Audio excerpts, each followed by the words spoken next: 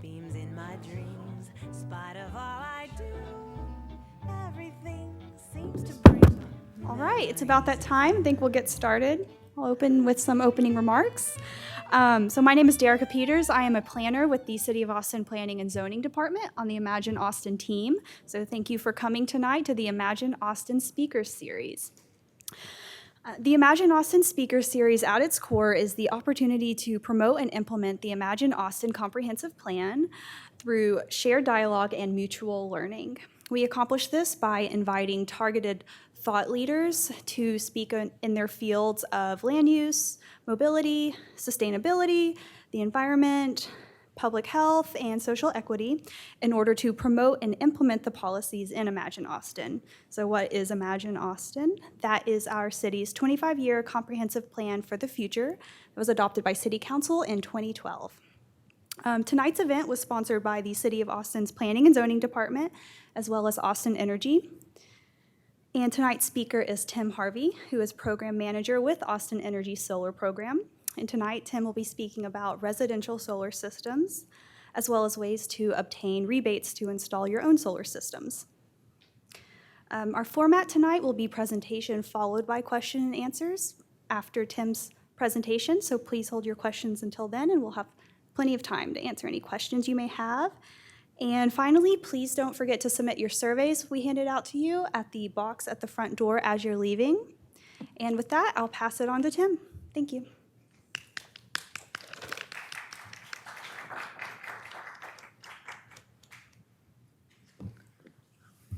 Hello, thanks for coming out. Thank you to Imagine Austin for hosting this event.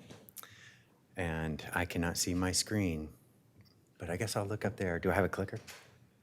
This probably just needs to be turned on. Maybe. There we go. Okay. Technical possibilities.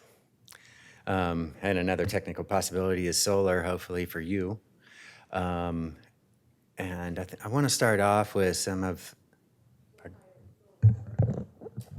there we go. So I wanted to start off with some of the key vocabulary. First, photovoltaic is a term that you'll hear a lot in reference to solar. And photo means light, and voltaic means energy, so it's kind of easy to understand and remember. Then production. Another term here on the next one is consumption, and the two are kind of paired. So you typically have consumption of energy in your home when you turn on a device. That's going to be consumption. The energy that your solar array produces is production. So we'll be using those terms commonly. The meter, that is the device that's on the side of your house that measures the inward and outward flow of electricity. Typically right now, before you have solar, you're going to have inward flow from the grid. And we call that delivered energy. And when you have a solar array, the excess energy that you produce, in other words, if you're producing more energy than you're consuming at any point in time, that excess energy is going to flow back onto the grid, and we call that received energy. It's from the perspective of the utility. So the meter will measure that. You'll have a meter. I'll talk about meters more in a little bit. A watt is a measurement of power, and so typically this will be in reference to the solar panels that you have on your roof. Solar panels produce kilowatt hours, which are watts over time. 1,000 watts over an hour is a kilowatt hour. So when we say watts or kilowatts referring to the size of an array, of a solar array, we're talking about the maximum amount of power that's going to put out under optimal conditions. So, and I'll get into that a little bit more, but like a solar panel is capable of putting out its rated power But if it's not getting direct sunlight, then it will put out less power than that rating. Okay, we'll go over that in a little bit. Here we go. A kilowatt is 1,000 watts. And so typically when you're talking about the size of a solar array, we refer to that size in kilowatts. And then again, 1 kilowatt over an hour is a kilowatt hour. So if you're producing 1,000 watts continuously for an hour, then you've produced 1 kilowatt hour of energy. Then consumption we talked about, and capacity. So the capacity of a solar array is described in kilowatts. So the capacity is the amount that the array will be able to produce at a certain point at one point in time.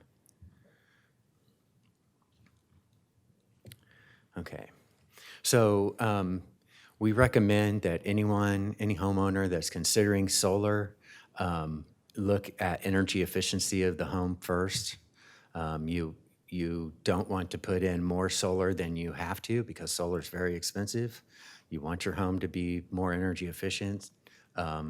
So it's best to look at these first. Austin Energy has a variety of programs to help you become more energy efficient, or help your home be more energy efficient.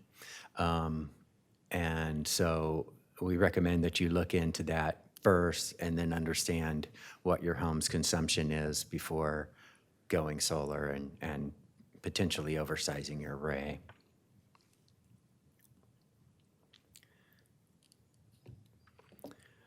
So in Austin, we have the value of solar rate, and it differs from net metering. Net metering is kind of typical, was the kind of the first way to value solar across the United States, and many utilities still use net metering. Net metering has certain issues that make it a somewhat unsustainable practice. So Austin Energy has developed the value of solar rate. What the value of solar rate is it basically decouples the transaction between Austin Energy compensating you for the solar production and charging you for your home's consumption. So at Austin Energy, our consumption rates are a 5-tier rate schedule. And the reason we have that is to influence behavior, to drive consumers to consume less, so that we have less environmental impacts, and so that we have less consumption during high peak times on the grid. That's kind of technical. I can get into that if you want to talk about it later. But the value of solar rate is based on basically the avoided cost to Austin Energy plus $0.015 for environmental benefits. So what we do is we have a methodology that's open to public input, and we show that methodology and all of the results of our analysis to the commissions and council before we implement a rate. And the methodology drives to determine the cost neutral point to the utility as to whether we serve the customer with a kilowatt hour of energy from an offsite generation source all the way to the point of load, or we compensate the customer for producing their own energy at the point of load. So there's a lot that goes into that. It's very technical. I'm happy to discuss that. But essentially, that's how things work. So this is like a sample bill that you would see. Up at the top, we have your consumption. So the delivered read shows how much energy was delivered from the grid. The received read shows the energy that was pushed back onto the grid. And the net is the difference of the two, so delivered minus received. Then you have the PV read, which is a separate meter that will be installed on your photovoltaic system that meters the production of the system. Then if you add the net read to the PV read, then that gives you your whole house consumption, so all of the energy that was consumed in the house. That energy, or that then is applied to the 5-tier rate schedule, just like it was prior to a solar array, like your neighbor's is. All residential consumption applies to that rate. Then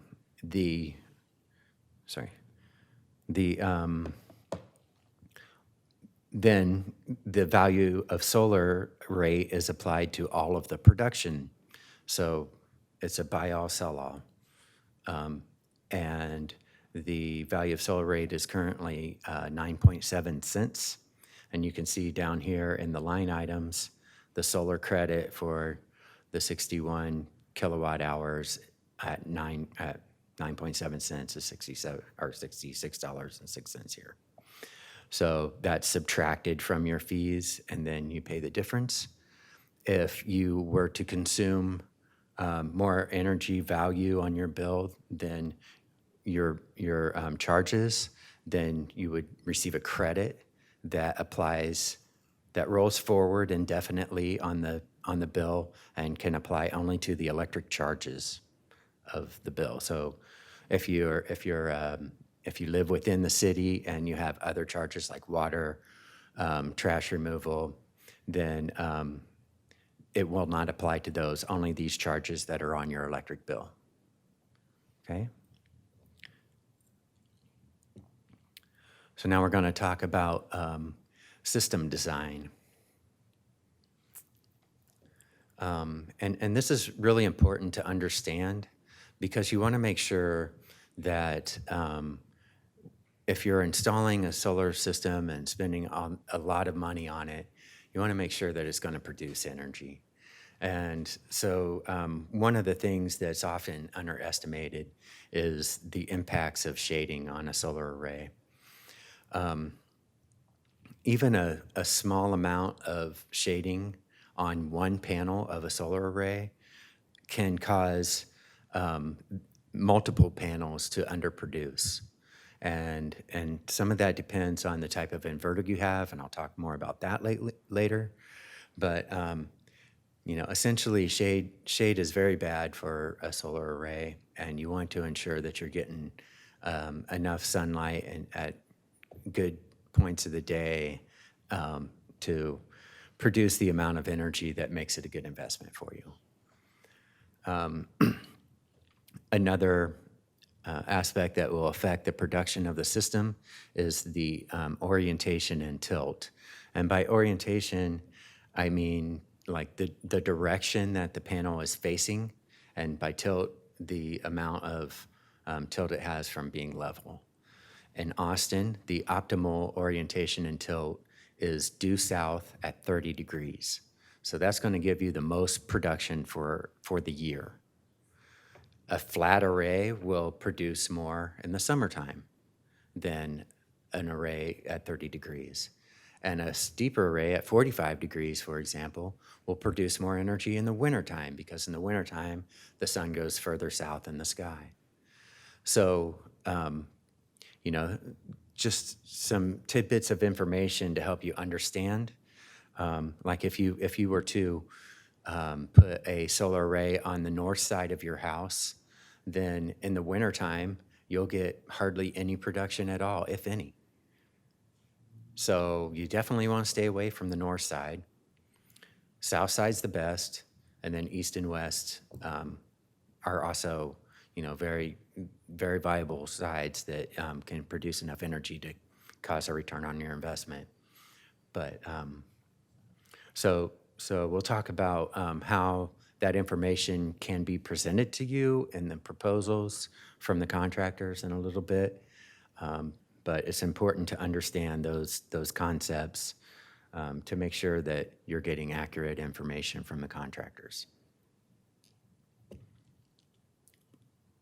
Another important thing to understand is that you do not want to oversize your system.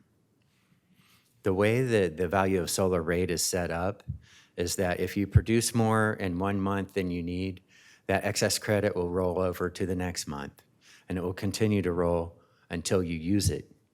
But if you never use it, it just stays there, and you can never cash it out. And when you close your account, it goes back into the power supply adjustment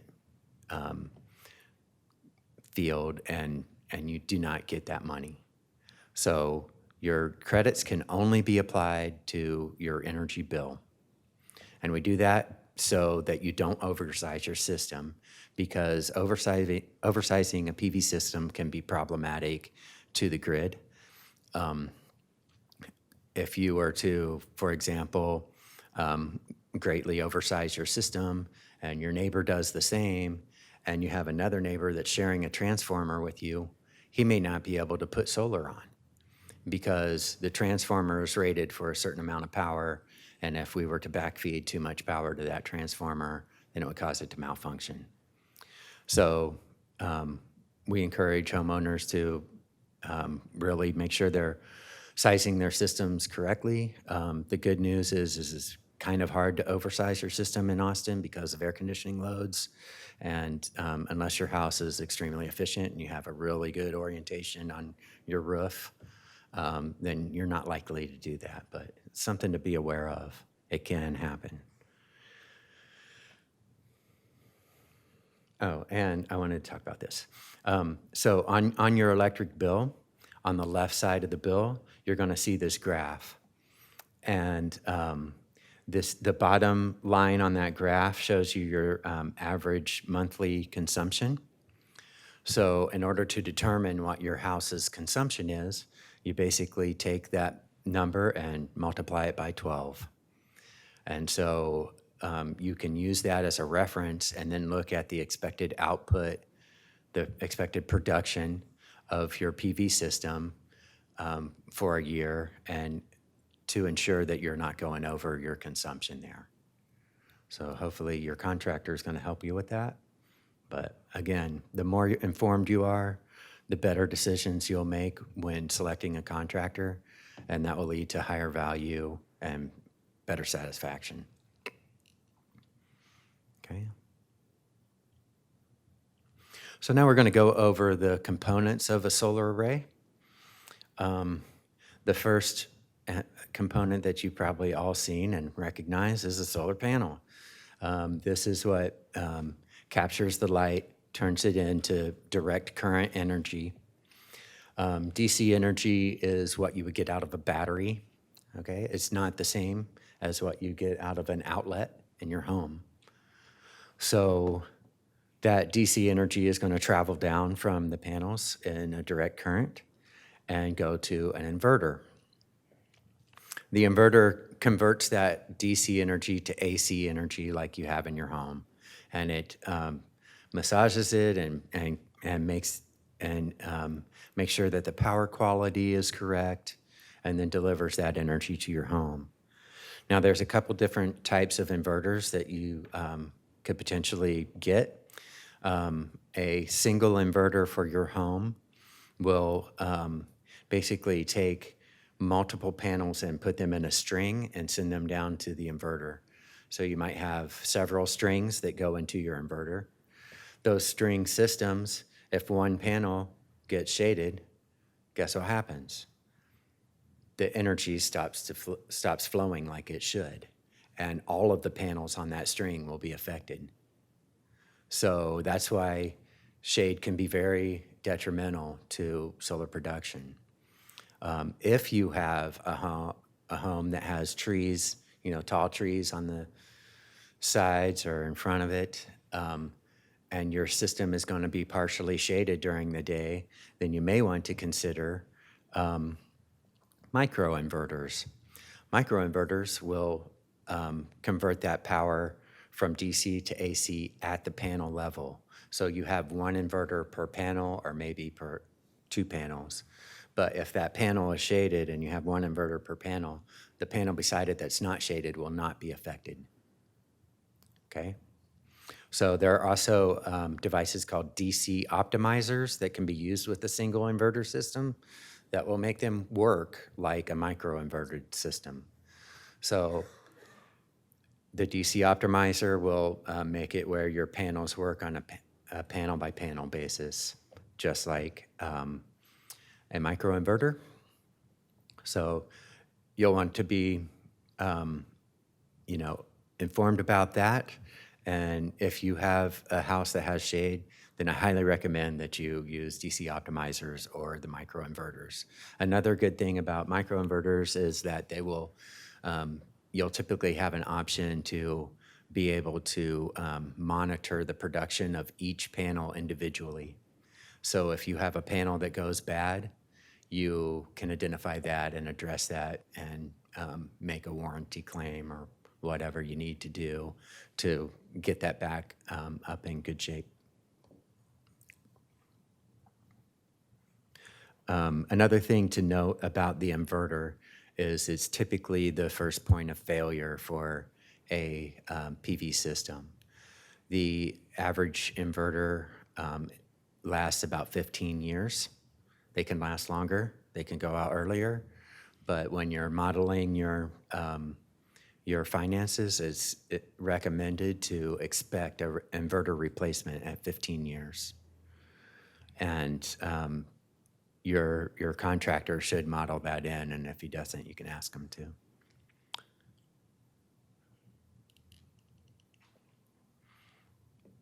Okay, more components are the switchgear.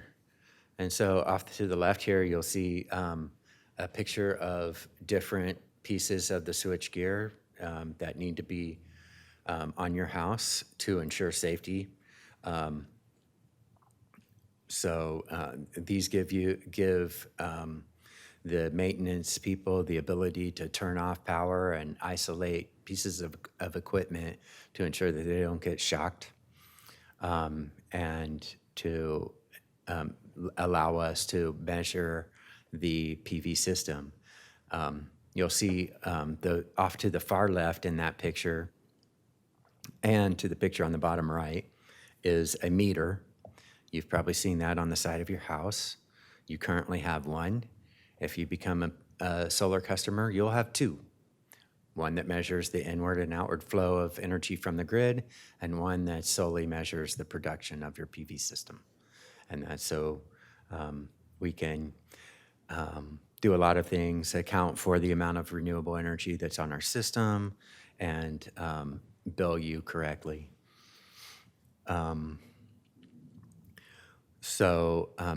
If your PV system doesn't come with monitoring, you will want to monitor it, and we can help with that. We have an Austin Energy app where you can go on and it will actually show the reads from the meter on that app in a 15-minute basis so that you can understand the production of your system. A typical solar production curve is a nice linear curve that happens only on sunny days.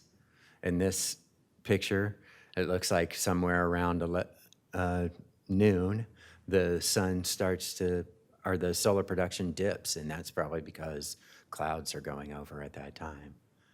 So, it's kind of interesting to watch, especially if you have microinverters. You can actually if you have shade, you can see that shade go across your system, and clouds and whatnot. So one of the reasons that we migrated the solar incentive to an education-based program is because we noticed that not all contractors play nicely, and I'm not trying to sow distrust, but I think that it's wise to be somewhat critical when you're doing any kind of contracting work. I would highly recommend that if you're doing contracting work, that you always get 3 bids at least, because you're going to see different levels of professionalism from contractors. You're going to see different pricing and and um, and different values between different types of products that they sell. So, be selective. This is a pretty significant investment. You wouldn't just go out and buy the first car that you see. You know, we're talking about $20,000 investment here, usually, or maybe even more. So, take your time, be selective, ask questions, and I'm going to help you learn how to compare proposals. Because when you get a proposal from a contractor, it might not be for the same size of solar array as the next contractor. The next contractor might propose to put more solar on your south-facing roof than the other contractor did, and the next one might propose to put more on your west-facing roof. So, all these things are going to factor in to the value that the system will have for you. So I'll kind of break that down. So the first thing you would want to look at is the price per watt. So typically your contractor is going to say, okay, I'm proposing let's just say a 5 kilowatt system for your home. And that's going to, or here, I'll use the example here. Oh, that is the example, sweet. I'm going to put in a 5 kilowatt system for your home, and it's going to cost $15,000. Well, in order to compare that to the next quote that I get, that might be 4,000 kilowatts at $12,000, I want to break this down to the cost per watt so I can understand. So $15,000 divided by the wattage of the system, 5,000 watts, is $3 a watt. And coincidentally, $12,000 divided by 4,000 watts is $3 a watt. So you've got someone that's giving you a pretty comparable quote, but that's not always the case. So the average installed cost in Austin right now is $3.20 a watt. You might get a quote for $5.20 a watt. You might get a quote for $2 a watt. You're going to see a different range in there, and that's going to vary from contractor to contractor. One good reason to shop around. It's also important to understand that the costs can vary for valid reasons. You may have an old home that has an outdated electrical panel. Well, they're required to bring that panel up to code in order to interconnect into it. So that might come at a higher expense because now you're paying for a PV system and a new electrical panel. So just, things to consider, understand reasons why prices might be different. You may have one company quote you for the lowest cost panel on the market, and then another company comes in and quotes you for the most premium panel on the market that's going to have a higher output and typically last longer and have better warranties. So, not all quotes are the same. And then another thing is the contractor is typically going to take the system that they're proposing, run it through a production model, and show you some financial models to let you understand, what your payback is going to be on your investment. So there's a lot of different assumptions that they make when generating these payback models. And they could be assumptions that don't reflect reality. So I'm going to teach you about some of the assumptions that they typically are, what some of the assumptions are, and what they should be, and how to identify when a contractor might be trying to be too aggressive. Okay? So the production factor is one of those things. So what they'll typically give you like the expected annual production for your PV system, and that will be in kilowatt hours. And then you'll want to divide that by the kilowatts of the system to get the expected production per kilowatt. Okay? Now, if that is 1,500 kilowatt hours per year or under, then it's within range of expectation. 1,500 would be if you have a system that's facing due south at 30 degrees, okay? If they're telling you that the west-facing system that's shaded for part of the day is getting 1,500 kilowatt hours of production, then they're not telling you the truth, okay? So you can always reference this stuff on our website, and we include packets of information in the goodie bags over there. If you didn't get one, I encourage you to do that. But another way that you can do a gut check on what they're telling you about the production is to go online and search for PV watts. PV watts is the industry standard production analysis tool. It was developed by the National Renewable Energy Laboratory, and that's what Austin Energy uses to also look at what contractors are telling customers they're going to produce. So we try to protect you, but we don't catch everything, and so that's another reason why we want to educate you on this stuff. Another thing they'll do is they'll say, oh, there's a utility rate escalator because your price of energy is going to go up every year. So that means the value of the production is going to go up every year. And your energy price is going to go up 4% every year. That's a very common claim, but it's frankly untrue. We're required to keep the increase at no more than 2%. We haven't been increasing rates because fuel costs have been going down. Because fuel costs are going down, the value of solar is also going down because fuel costs is a factor in the methodology that's used to determine the value of solar. So it's not likely, it's possible, it's very possible if there was some fuel shortage that fuel costs could go up. But with fracking and other things like that, the natural gas prices, and we look at the natural gas futures, are leveling out. They used to be at a steeper incline, and now they're not as much of an incline. They're not necessarily going down, but the incline is going down. So something to understand.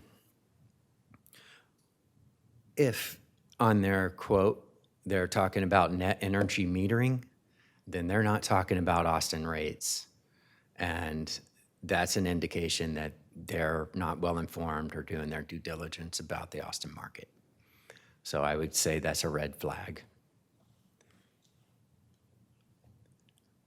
The federal tax credit, the federal incentives. So sometimes this will also be manipulated, and they will lead you to believe that the federal tax credit is based on the total cost of the system. But in actuality, the federal tax credit is based on the total cost of the system minus local incentives. Okay? Cost of the system minus the incentive that you get from Austin Energy times 30% is what you're eligible for. But if you don't have the tax appetite for that, then you can't leverage the federal tax credit.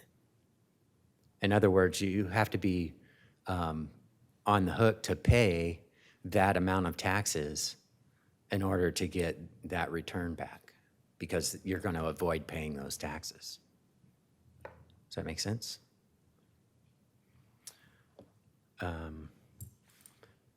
So keep that in mind.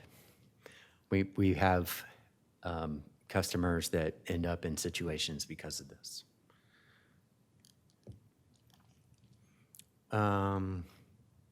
So the companies that are on Austin Energy's participating solar contractor list are eligible to submit enrollments for incentives on your behalf. If they're not on that list, they're not eligible. We maintain the list so that we can require a higher standard for the installations that they do, but we do not guarantee that they're going to be ethical, because a new company could be put on that list tomorrow and we have no history with that company. All we know is that they're an electrical contractor that's licensed with the state, that they have the proper insurance for liability and for their vehicles, and that they've agreed to abide by our standards. If they decide to not do that, we will warn them, we will remove them from the program, but we can't protect you. So we do what we can, but it's important to understand that our participating contractor lists are not endorsed by Austin Energy. They are just contractors that we work with. Okay. That said, there are several excellent contractors, and we try to keep the excellent ones and remove the ones that don't play nice. And that's why you most likely want to, whether you go for the incentive or not, want to go with one of the contractors on the list. So we have, is the frequently asked questions included in the packet? Okay, in the packet, you're going to see some frequently asked questions, or some questions, I'm sorry, that you should ask your contractor, probably both. And I highly recommend doing that to each contractor that you request a proposal from. That's going to give you a good indication of where they are, what they're doing, how they operate their business. Then I highly recommend that you go online, look for customer reviews, ask for references, and get all the information you can about your contractors. Then you'll want to be sure to keep the important documentation, because it's a 25-year plus product and it does have warranties.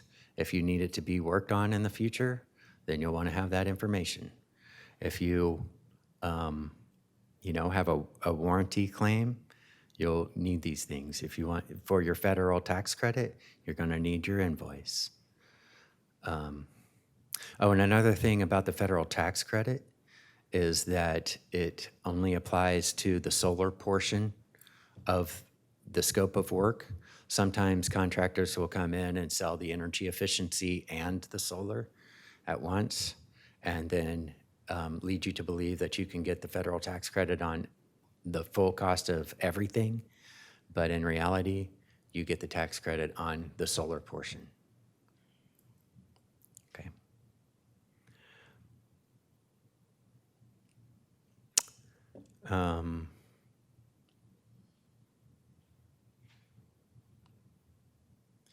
So obviously, if your home is shaded or has one roof that's facing north, then solar's probably not for you. If your roof needs repair, then it's highly recommended that you do that before installing the solar array. If you have to repair your roof after that, then you're going to have to pay to have that solar array removed and reinstalled. So it's going to come at extra cost. Some contractors will build that into the cost up front and give you a discount. That can be negotiated, but be aware. Solar will add value to your home. However, you probably want to soak some of that value out before, you probably aren't going to, put a solar array on your house, put your house on the market the next day, and recover all the costs of the solar array. So I think that it's wise to intend to stay in the home that you put solar on. Make sure that this is something that's financially viable for you. And I think that you really want to look, if you're taking a loan out for the solar, you want to shop around for loans just like you shop around for solar contractors. Not all loans are the same. I recommend that if a solar contractor says something like, no money down, decrease your monthly out-of-pocket costs, you get all the details on that. Because a lot of times there will be extra cost that's tacked on to your system to provide that low-interest loan. And the low-interest loan is going to be over a long period of time. And you might even have a first and a second loan, one for the incentive amount. And then if you don't get your federal tax credit, you're going to be on the hook to make a balloon payment. So understand the details of the loans that you're potentially entering into. Shop around. Ask the contractors for the cash price. If I were to pay cash, how much would this be? Because then they'll take off that platform fee and you'll be able to understand really what the cost of your loan is. Because they're going to say, here's my reduced interest rate. It's only 3%. That's great. But what they're not telling you is that there's 15% of the cost of the project added on to the cost to cover the platform fee for that loan. So lots of loans out there.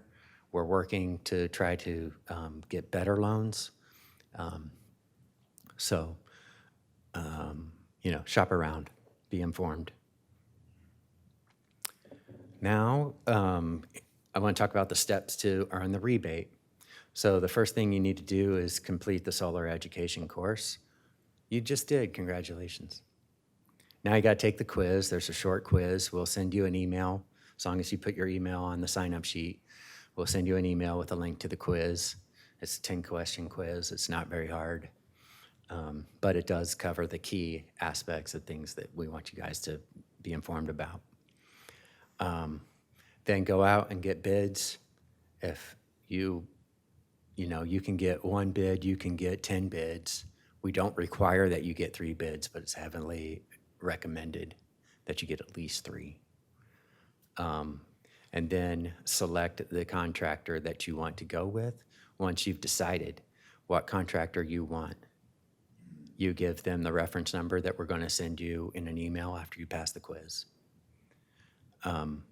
If you're approached by a contractor and you think, oh man, I just really trust this guy, I'm going to just go ahead and sign a contract.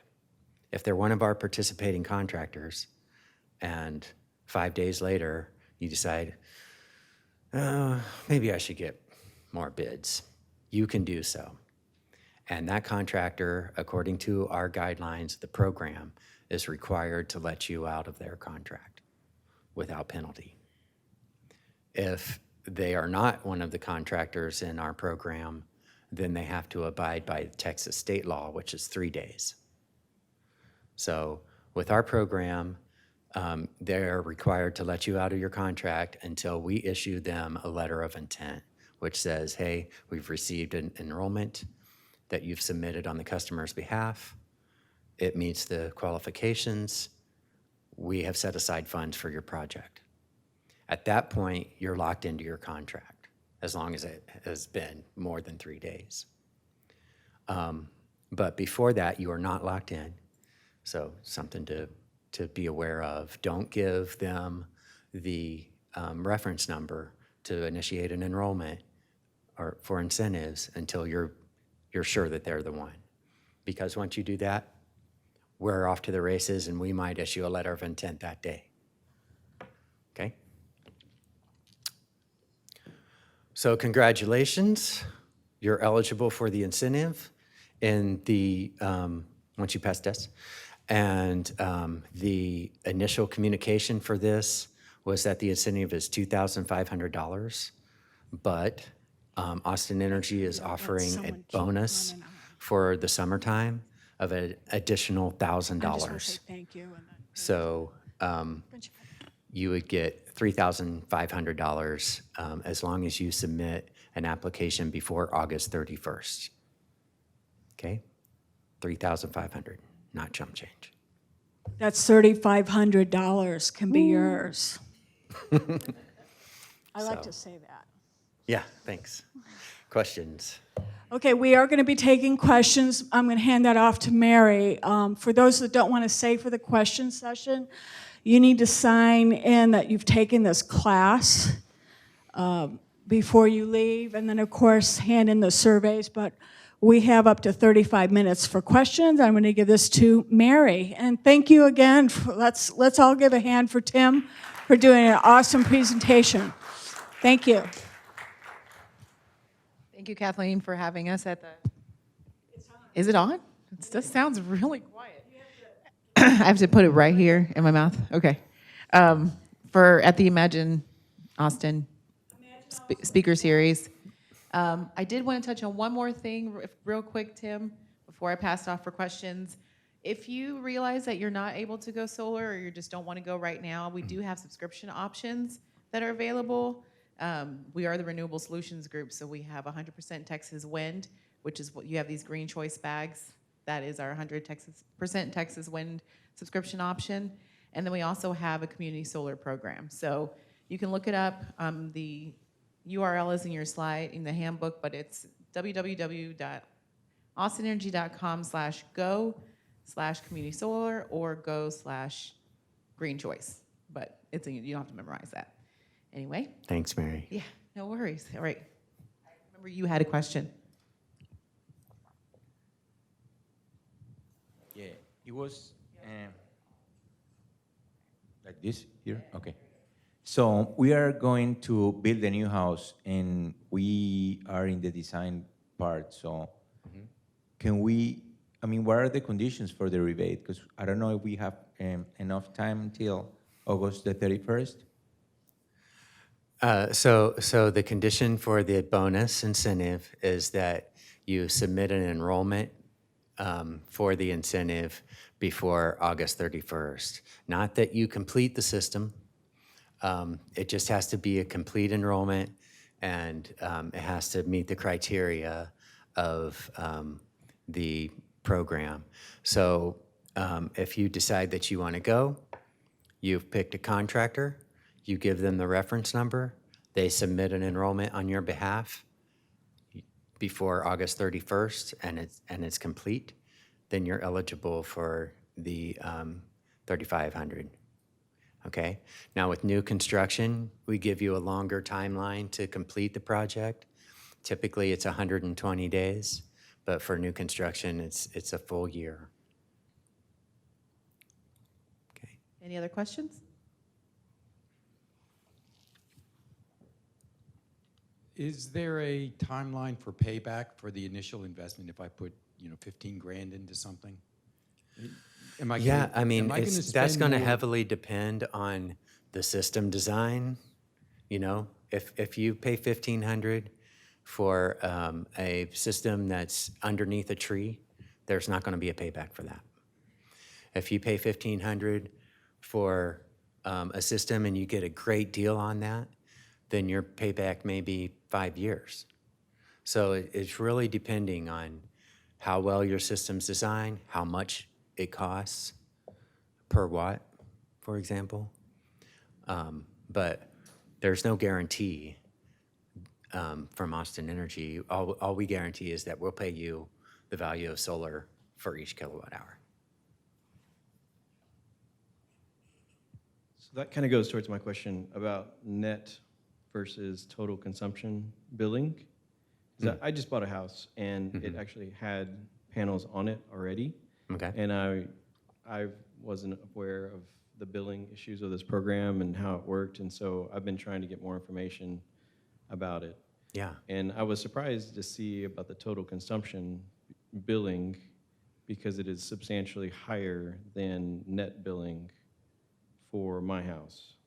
Yeah. Yeah, it's going to depend. I have a 3-bedroom, 2-bath, 2,200 square feet. It's with 52 solar panels.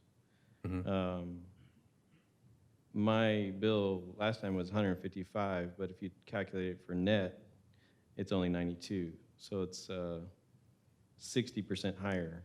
Okay. So my question All is, right. I mean, because commercial does net, but why doesn't I'm going to try residential? it. Okay, so I totally get where you're coming from, and I'm going to try to, and I can go way down into the weeds on this, but I'm going to try to keep it high level. Austin Energy is not unlike most utilities in that we have fixed costs and volumetric costs. So fixed costs would be things like poles, wires, transformers, things that we pay money for, put in the ground. Volumetric costs, things like fuel. Okay. The solar array, the solar production from your array does not do much to offset fixed costs because you still want to have power at night when the solar is not producing. All that equipment is still required. You want to have power when your solar system goes down. All that equipment is still required. So we don't really have a lot of avoided costs when it comes to the fixed cost assets that we own. Does that make sense? Okay, so what causes a problem with net metering is that we're required to recuperate our fixed costs through volumetric charges. Okay, so if you're offsetting the volumetric charges, we're no longer recovering for our fixed costs because for a various amount of reasons, we can't say, okay, our fixed costs are X, and that means you have a $37 fixed cost on your bill. And then you pay a lower amount for your energy because those represent our volumetric charges. We can't do that because there are many advocates out there that that's not okay with. And so when we've tried, but it's not allowed. It's just not politically feasible. So lots of utilities have these issues. Some utilities will really buck against solar because they do not want to have a situation where they're under recovering. It could end up affecting their bond rating, which affects the cost of money, which then results in higher rates, and it decreases their competitiveness, things like that. So what we did was we decoupled it. And plus we have another issue with net metering, and that is that we have a 5-tier rate structure. And that's put in place, like I said before, to influence behavior. But if you have a high consumer with solar, then he's gonna, through net metering, offset that highest tier of production, or of consumption, right? Which is somewhere around 15 cents. So under net metering, he would get 15 cents of value, which is more than what it's worth. So that leaves the non-solar ratepayer eventually has to subsidize that customer. And then you have, on the other end of the spectrum, you have a very efficient customer that's only offsetting the lowest tier of consumption at 7 cents, and they're not getting a fair value for their energy. So by decoupling, we create the ability to recover and a more fair approach to valuing solar and compensating customers for it. I mean, on the tiered rate, my effective tiered rate price is higher than the tier 5 rate. If I look at the amount of consumption I'm using from the city of Austin, my effective charge is 16.9 cents per kilowatt. And I think that's a fair question. Sorry, I didn't realize. Okay, so you're looking at, you may be looking at, you're blending in the fixed costs on your bill. I mean, I have it's 11.3 cents. Yeah. The tier 5 is 10.8 cents. I think this is like the detail of it. We should probably get into offline. It's okay. This should be considered For sure. the cost of the solar panel array. I think that this is something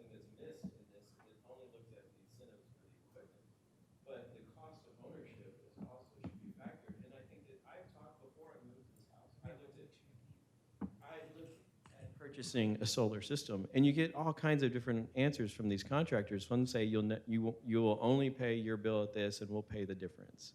I've never had one ever explain to me this actual billing. This And is, I think- that's why you want to shop around for solar Well, I contractors. did, and I never heard that. There was all these different schemes of how to pay for it, but there was never a, hey, this is what my monthly bill will be, and this is how it's charged, and this is why it's charged. I'm not arguing with Austin Energy needing to stay in business. I value Austin Energy. I just, to me, paying 11.3 cents a kilowatt hour with 52 panels.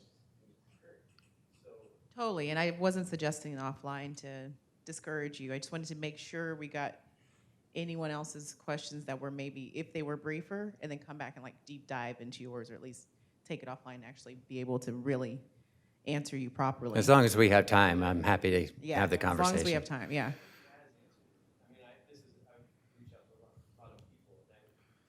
I've reached out to a lot of people, and I came down here to get a clearer answer, and I think his answer was much clearer than anyone I've heard, and I appreciate that.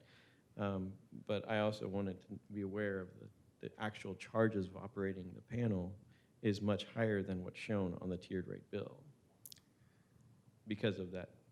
Yeah, so I think to manage expectations, what you're going to, the value of your production is going to be equivalent to the value of solar. It's that simple. The kilowatt hour, every kilowatt hour you produce is compensated at the value of solar rate. What contractors like to do is tie that into your consumption rate, which really, it doesn't have anything to do with that, except that if you produce more value than what your charges are, you're not going to be able to leverage it. So I'm happy to talk with you, go way down into the weeds if you want. But thanks for the question. Yeah, no, I'll go over it line by line with you if you want to and Yeah, help we're you totally happy to understand. do that. We do it all the time. I know you have another question, but I want to get someone who hasn't asked one just yet, if there's anyone Right else here? who doesn't have one. You have a question? Okay. Yeah, ask them all. I think one note I wrote down was kind of on sizing the system and say Austin Energy prefers not more than 110%. Yeah, of your annual consumption. But if we have in the future an electric car, do we do calculations on that and submit that? Yeah, for a rebate? yeah. Well, we make exceptions for especially things like that. We Okay. really want to encourage Yeah. electric vehicles. Okay, I figured there was a workaround on that. Yeah. And the other thing was, in my neighborhood, it's a new build neighborhood, so there's a lot of houses going with solar panels. Great. The back feed to the transformer, that caught my ear. So Yeah. can you explain that? If I'm like the sixth person on the block, could they say, oh, too much back feed, you're not eligible? Not likely, as long as those systems aren't oversized, the other systems on your block. It's when you have a bunch of oversized systems on the same transformer, then they're, the last person to go might have trouble getting permission. At this point, we care a lot about that, but it's more impactful in like businesses. And we tend to oversize our transformers so that the system is more robust. And it's not usually an issue. But that said, we do want to discourage oversizing the system because it can be an issue. Yeah.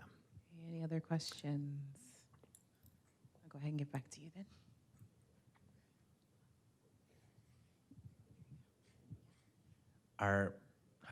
Are tiers for solar customers different than regular customers? No, the consumption rate is the same as what you're currently paying. So you're going to continue to pay the same rate for your consumption as you did prior to solar. The only difference is once you have solar, then you'll get a credit on your bill for the production at the value of solar rate. I did want to make a note, the first two tiers, or is it three, correct me if I'm wrong, but I know for sure the first two tiers, the value of solar rate is actually higher than what you're going to be paying. So it's not you're not having a disadvantage by getting the value of solar rate and until you start to get to the higher tiers, and that's where Yeah, the I mean, it's not, conversation that we're kind of. it's on as compared to net metering. But that's not, you can't really compare. Net metering isn't a sustainable practice. And I think what's going to happen, and we've already seen it several times, is that utilities will identify and have identified it as an unsustainable practice, and then they change it. And they change the terms. And so now you've made an investment on something that you, and you might have a totally unexpected outcome. So I think it's highly unlikely that Austin Energy will move away from this approach. So at least you have more certainty. One moment. The methodology to, Methodology, which was a factor plus another incentive on top of that, or oh, the incentive. the solar rate. What is the formula for the solar rate? That's down in the weeds. Basically what we're looking for is to try to identify the point at which the utility is cost neutral as to whether we deliver a unit of power or pay the customer to produce and consume an equal unit of power. But I believe. And that analysis has a methodology, and that methodology you can discover on the web real easy, just Austin Energy Value of Solar methodology. Take you right there, probably. Are you referring to how we calculate the solar credit? Yes. Okay. The solar credit is based on the meter read from that measures the production of your system times the value of solar rate, 9.7 cents currently. You had said that it's 9. The value of solar credit is what, 0.097 or 9.7 cents? But I think what you had said quickly was that it was 8 point something plus 1 point something for environmental. Oh yeah, so yeah, offset. that's part of the methodology. So the actual value of solar, the cost neutral point to the utility is 8.2 cents. And then as per council's recommendation, we pay an additional 1.5 cents for the environmental benefit. Yeah, so that part is actually a subsidy that's built in to the value of solar, and all the ratepayers pay for that, and equally, all the ratepayers benefit from it. I just was wondering, so the production feeds automatically to that meter back to City of Austin. How would it work if you, like the Tesla wall battery, or if you wanted to keep some of your production for, we have a swimming pool, so Yeah. we were thinking about getting a panel specifically to work the pumps and all that. So is there a way to, like, before it gets to y'all's meter, keep some of our own production for personal use? Or if we set up panels, does everything have to feed back to the grid? If you were to set up a system that is not connected to the grid, then you could do that. Otherwise, the design criteria for Austin Energy shows that the solar array production is metered before any of that energy is consumed, and then the rate goes off that. You could, and many people do, produce the energy. We measure it, and then it feeds into a battery, and then you consume that energy later and don't push it back onto the grid. That's fine. That's great. That's even better. No, it does not affect the rebate, but it would potentially affect your federal tax credit because I believe that batteries are eligible for the federal tax credit. The 30% federal tax credit, you could include the batteries into the cost of your solar project. Any other questions or comments? still have time, I believe, so you're good to go. Do you have another one? No? Sure. Hi. I'm still a little confused because some of the solar contractors promise, the sun and the moon. And so where our house, the roof faces south, and we had somebody look at it and said, oh, you can fit, it looked like half a dozen panels on there because of shade from other trees and gables and stuff. Mm-hmm. And so trying to figure that out, do we actually come out ahead eventually on this, or are we just doing this because it's all green? Like, does it turn out to make financial sense after it's paid off? Is it sort of like break even for the 5 years or 7 years till it's paid off, and then after that we're actually benefiting? Yeah, so the typical payback for a PV system in Austin is in between 10 and 12 years. And then after that, it's all benefit. But it highly depends on the design of the system. If like I said before, if you design the perfect solar array due south, 30 degrees, but it's shaded, you might never see a payback on that because it has to produce to get a payback. So if your solar companies are out there and designing systems that aren't in the shade, nice. That's what we want. But they also should be delivering payback models to you. And if they don't, then I would go with another or check out another solar contractor that will, because it's very standard in the industry to demonstrate to you and show you with numbers what to expect financially. So, yeah, if I would be leery of any contractor that just says, hey, zero down, eliminate your electric bill. No, that's not going to happen. So it's always going to be more complex than that. Now, you could potentially have zero money down, get a nice loan over a long period of time, and your loan cost equals or is less than your annual benefit that you get on your electric bill. That's definitely possible, but it's not cut and dry. Your electric bill is going to go away, and I hear that stuff from contractors. So shop around. Any other questions or comments? No. Well, if there's anything you think of later on, our website is austinanergy.com/go/solar. There are some business cards up there for myself. We are maybe from here to there in the office together, so we're available to answer any questions, and the phone number is in your packet as well. So if you want to contact us for any questions that you think of afterwards. And thanks for coming. Make sure you sign up. Thank you, Tim. All right. Thanks for coming.